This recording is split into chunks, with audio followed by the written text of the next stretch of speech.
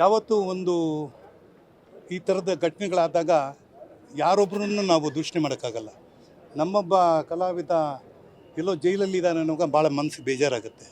ಅವರೊಬ್ಬರೇ ಅಲ್ಲ, ಅವ್ರ ಜೊತೆ ಇದ್ದವರು ಕೂಡ. ಹಾಗೆ ರೇಣುಕಾಸ್ವಾಮಿಯವರ ಒಂದು ಸಾವು ಕೂಡ ಭಾಳ ನೋವು ಕೊಡುತ್ತೆ. ಒಂದು ಕಡೆ ಸಂಭ್ರಮ ಮಾಡಬೇಕಾದ್ರೆ ಇನ್ನೊಂದು ಕಡೆ ಸಂಕಟ ಇದೆ. ಆದರೆ ಇದು ಕೋರ್ಟಿಗೆ ಸಂಬಂಧಪಟ್ಟಿದ್ದು, ಕೇಸಿಗೆ ಸಂಬಂಧಪಟ್ಟಿದ್ದು. ಹಾಗಾಗಿ ಇದರಲ್ಲಿ ನಾನು ಮೂಗು ತೂರ್ಸೋಕ್ಕಾಗಲ್ಲ.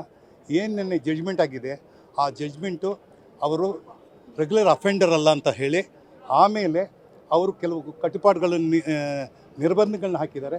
ಆ ನಿರ್ಬಂಧದ ಪ್ರಕಾರ ಅದು ಬೇಲ್ ಸಿಕ್ಕಿದೆ. ಮುಂದೆ ಕೇಸ್ ಇದೆ. ಎಲ್ಲರೂ ಅಂದ್ಕೊಂಡಿದ್ದಾರೆ ಕೇಸೇ ಇಲ್ಲ ಅಂತಲ್ಲ, ಕೇಸ್ ಇದೆ. ಏನು ತೀರ್ಮಾನ ಆಗುತ್ತೆ ಅದು ಕೋರ್ಟ್ ತೀರ್ಮಾನ ಆಗುತ್ತೆ. ಅದು ಸುಂದರಾಜ್ ತೀರ್ಮಾನ ಆಗಲ್ಲ, ಹಾಗೂ ಚಿತ್ರರಂಗದ ತೀರ್ಮಾನ ಆಗಲ್ಲ. ಏನೇ ಆದರೂ ಅದು ಕೋರ್ಟ್ಗೆ ಸಂಬಂಧಪಟ್ಟಿದ್ದು. ಅದಕ್ಕೆ ಆ ಕೇಸನ್ನು ಅಲ್ಲಿಗೆ ಬಿಟ್ಬಿಡೋಣ ನಾವು. Sir thank you sir, all the best.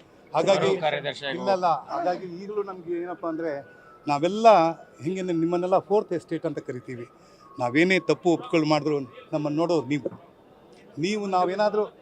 ನೀವೇನಾದರೂ ನಮ್ಮಲ್ಲಿ ಏನಾದರೂ ಕುಂದು ಕೊರತೆಗಳಿದ್ರೆ ನೀವು ದಯಮಾಡಿ ಅದನ್ನು ಎತ್ತಿ ತೋರಿಸ್ಬೇಕು. ಆವಾಗಲೇ ನಾವು ತಿದ್ದುಕೊಳ್ಳೋಕ್ಕೆ ಸಾಧ್ಯ. ನಾವು ಸರ್ವಾಂತರ್ಯಾಮಿ ಅಂತೂ ಅಲ್ಲ, ನಾನು ಒಬ್ಬ ಸೇವಕನಾಗಿ ಬಂದಿದ್ದೀನಿ. ಆ ನನ್ನ ಸೇವೆಯಲ್ಲಿ ಏನಾದರೂ ತೊಡಕಾದಾಗ ಎಚ್ಚರಿಸಿ ನಾನು. Thank you sir.